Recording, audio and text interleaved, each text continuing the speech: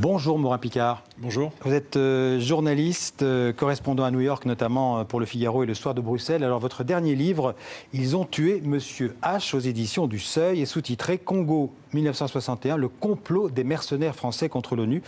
La thèse de votre livre, après plus de 3 ans d'enquête, c'est d'essayer de prouver que la mort en septembre 61 du secrétaire général de l'ONU, Dag Hammarskjöld, il était suédois, dans le crash de son avion à quelques kilomètres du Congo, de la RDC actuelle, n'était pas un accident, mais un assassinat. Alors on va essayer de prendre cette histoire depuis le début. Qui était Monsieur H? Qui était Dag Hammarskjöld? Et il était le 2e secrétaire général des Nations Unies. Il avait été nommé en 1953 par les grandes puissances.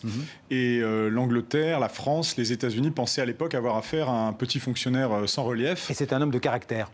Et il s'est avéré être un homme à fort caractère, qui avait des vues très, très ambitieuses pour les Nations Unies dans le monde de la guerre froide.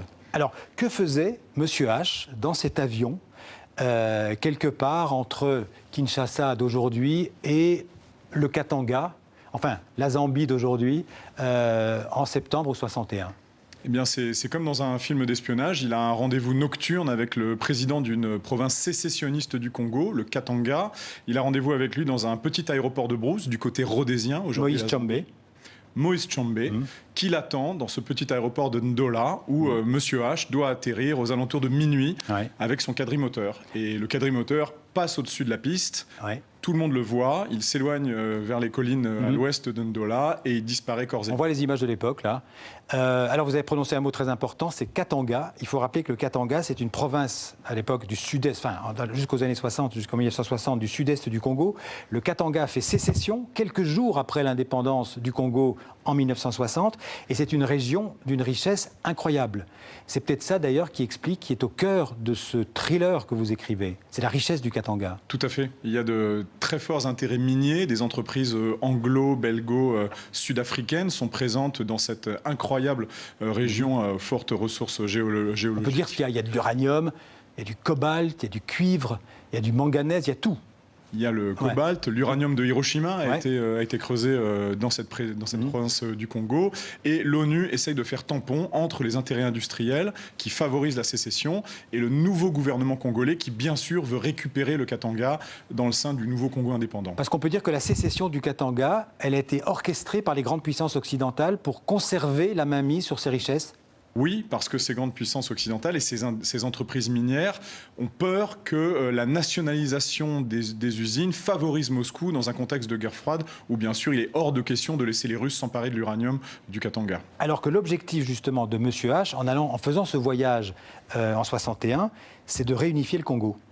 Oui, et convaincre Moïse Tshombe de lâcher prise, de s'affranchir de ses intérêts industriels qui financent 70% de son budget, du budget de l'État katangais, du petit État katangais. Et il pense pouvoir réussir parce que Moïse Tshombe est malléable, il est même affaibli psychologiquement. Et Monsieur H voit une toute petite fenêtre d'opportunité cette nuit-là sur cet aérodrome de Brousse rhodésien pour convaincre Moïse Tshombe de rentrer avec lui à Léopoldville et signer un accord de paix congolais. Alors pour vous, Morin Picard, il n'y a pas de doute, c'est un attentat. Oui, un faisceau de présomptions permettent d'établir le fait que l'accident, conclusion officielle de l'enquête en 1962, n'est plus le motif qui peut justifier ce crash d'avion. On a dit que c'était un accident, on a dit que c'était donc un accident mécanique, que c'était une erreur humaine. Mais vous dites, la question centrale, c'est qui a commandité cet attentat et qui l'a exécuté. Alors, qui a commandité, selon vous, l'attentat contre le secrétaire général de l'ONU? C'est quand même assez énorme. C'est comme si aujourd'hui, des puissances se liguaient pour tuer le secrétaire général de l'ONU. C'est ce qui s'est passé en 61.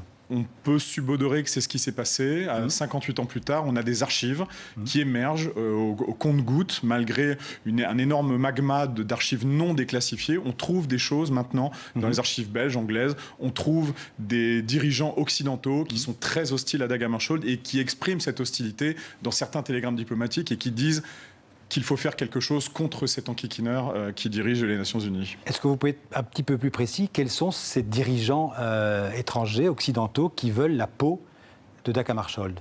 Eh bien, on peut mettre dans le même panier le gouvernement britannique de Harold Macmillan, qui a une dent très sérieuse contre Dag Hammarskjöld. Le général de Gaulle en France, qui n'a absolument pas digéré le fiasco de l'expédition franco-britannique de Suez en 1956, puisque c'est Dag Hammarskjöld qui est intervenu sur le terrain pour faire établir un cessez-le-feu avec Nasser en Égypte. Nasser qui avait voulu, ça n'a rien à voir avec votre livre, mais qui avait voulu nationaliser le canal de Suez. Oui. Ça s'est terminé par une expédition franco-britannique qui s'est cassé les dents. Et donc, De Gaulle s'en souvient. Les Français et les Anglais se souviennent que Dag Hammarskjöld les a forcés à réembarquer en imposant ce cessez-le-feu.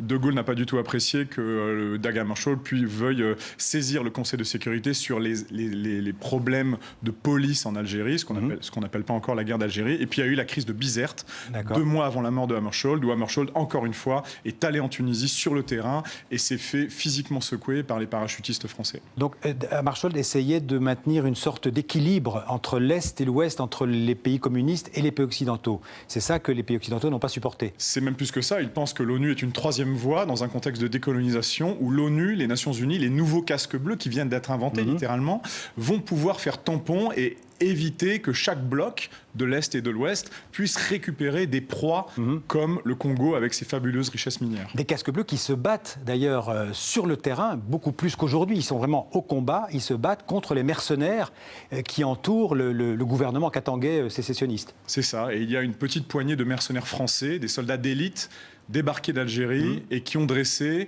comme je l'ai découvert dans les archives de l'ONU à New York, une liste noire de dirigeants de l'ONU à abattre. Alors, les mercenaires français, ils sont sur le titre de votre livre. Ces mercenaires français, ce ne sont pas eux qui ont tué directement Hammarskjöld. Vous dites plutôt que c'est un mercenaire allemand qui était au volant d'un bimoteur, aidé par ces mercenaires français au sol. Expliquez-nous ce qui s'est passé, d'après vous, cette nuit-là. Mes recherches me permettent d'affirmer qu'il y avait une équipe au sol et une équipe en l'air. L'équipe en l'air, on retrouve maintenant la trace d'un Dornier 28, un petit bimoteur à atterrissage et décollage court, piloté par un ancien pilote de chasse nazi de nuit qui s'appelait Heinrich Schäfer. Et on retrouve aussi la trace d'une équipe française au sol, 3 ou 4 officiers français mercenaires disposant de Land Rover et d'équipements radio sophistiqués. Et il y a malheureusement, ou heureusement pourrait-on dire, des témoins qui sont restés silencieux pendant plus de 50 ans, qui confirment effectivement la présence d'une équipe au sol avec du matériel radio sophistiqué. Et donc ce mercenaire allemand, Heinrich Schäfer, il est inconnu au bataillon. D'ailleurs, quand on regarde sur Internet, on trouve très peu de choses sur lui. C'est un homme très discret. Vous dites qu'en fait, il a mitraillé en fait, l'avion, le DC-6 du secrétaire général de l'ONU. Ça, c'est ce que les témoins noirs qui ont été négligés à l'époque ont dit très clairement. Un petit avion apparaît au-dessus du gros avion, celui de l'ONU. Des gerbes lumineuses partent du petit avion vers le gros avion. Et l'aile gauche du gros avion, du DC-6 de Dag Hammarskjöld, s'enflamme, s'embrase. Et c'est ce qui conduit à la destruction de l'avion dans la brousse. On a parlé aussi d'un Fouga Magister, qui est un autre avion, beaucoup plus rapide d'ailleurs, qui aurait été piloté par Jan van Rissegem, qui est un mercenaire belge cette fois-ci. Lui, qu'est-ce qu'il a à voir dans le crash de l'avion? Rien? Alors, ce qu'on appelle la piste du Fouga, elle a été poursuivie pendant plus de 50 ans par un diplomate français, Claude de Kemoularia, sur son temps libre, pourrait-on dire, de manière très discrète, parce qu'il avait des responsabilités. Et on a longtemps cru qu'un Fouga Magister isolé, vendu par la France au Katanga, de manière tout à fait clandestine, avait pu faire le coup. Son pilote était surnommé le rôdeur solitaire, puisqu'il s'en prenait aux convois de l'ONU et aux aérodromes de l'ONU le jour et la nuit. Et ce fameux Jan van Rissegem est soupçonné depuis plus d'un demi-siècle d'être celui qui a abattu l'avion de l'ONU. Le seul problème, c'est que Van Rissegem, comme des archives belges récemment déclassifiées nous le prouvent, était encore en Belgique la veille du crash. Et il est difficile d'imaginer qu'en 24 heures, il ait pu rallier l'Afrique centrale, monter dans un Fouga Magister, décoller de nuit et abattre, intercepter le DC-6 de Dag Hammarskjöld. Est-ce que M. H, Dag Hammarskjöld, savait se sentait menacé? Oui. Ses subordonnés, ses collaborateurs à Léopoldville, 1 heure encore avant le décollage, essaye de le convaincre de ne pas décoller parce qu'il n'y a pas d'escorte de chasse pour son appareil et il y a ce fameux rôdeur solitaire qui est en maraude au-dessus des cieux katangais. Dag Hammarskjöld répond à ses collaborateurs, ils n'oseront jamais s'en prendre au secrétaire général de l'ONU. Et il sait que le danger est maximal. Comment est-ce que vous avez travaillé? Vous avez enquêté, vous avez rencontré des témoins, vous avez eu accès à des archives, vous présentez des preuves? Oui, il a fallu retrouver les rares survivants, ceux qui étaient sur le tarmac à Njili, l'aéroport de Léopoldville, au décollage à 16h45, le 17 septembre 1961. un Suisse de l'ONU qui se souvient du décollage, un diplomate britannique qui attendait Dag Hammarskjöld sur l'aérodrome de Ndola quelques heures plus tard, qui a vu l'avion passer au-dessus de lui.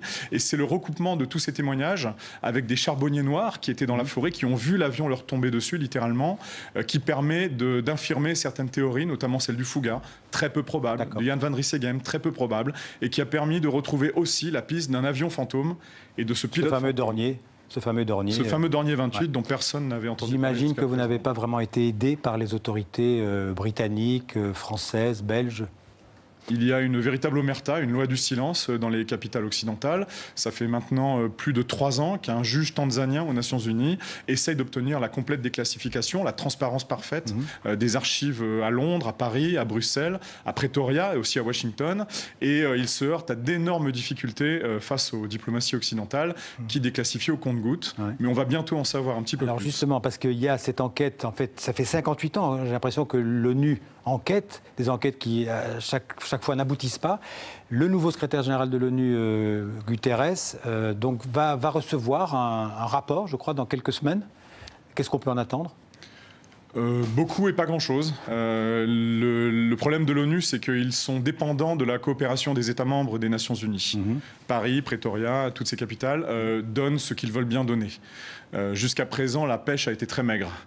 Le juge tanzanien qui a déjà remis son rapport à Antonio Gutiérrez et dont on attend la publication entre le 7 et le 10 septembre, juste avant la grand-messe de l'Assemblée générale à l'ONU, va peut-être révéler certaines choses qu'on ne connaissait pas, des détails.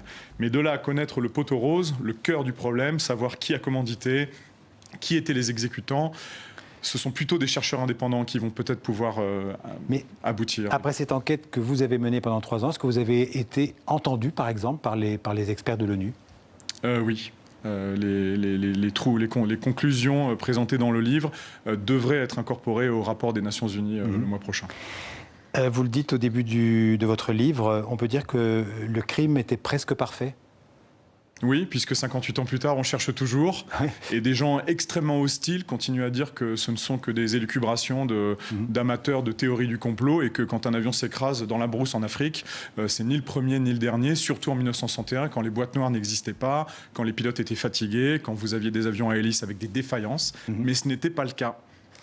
Merci beaucoup, Morin Piccard. Je rappelle le titre de votre livre, Ils ont tué Monsieur H, aux éditions du Seuil. Un livre passionnant pour tous ceux qui aiment l'histoire, en particulier cette histoire du Congo. Merci beaucoup.